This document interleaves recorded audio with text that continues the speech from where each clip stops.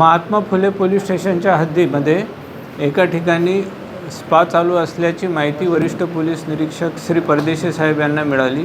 माहितीची शहानिशा करण्यासाठी त्यांनी त्यांच्या अखत्यारीतील अधिकारी आणि कर्मचाऱ्यांना वर्कआउट करण्याच्या सूचना दिल्या आणि ते काम करीत असताना त्यांना एका ठिकाणी अशा स्वरूपाचा अवैध स्पा चालू असल्याचे निदर्शनास आल्याने त्यांनी रीतसर पंचनामा करून ह्या सर्व लोकांवर कारवाई केलेली आहे।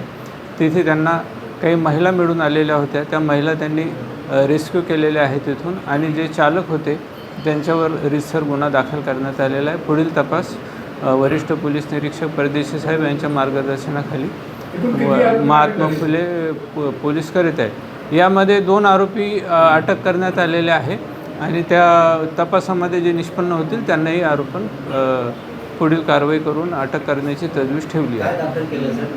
पीटा ॲक्टनुसार गुन्हा दाखल केलेला आहे, गंभीर स्वरूपाचा गुन्हा आहे। किती अल्पवयीन मुली आहेत? अल्पवयीन मुली नाही मिळून आलेल्या आहे, त्याच्यात मेजरच आहे।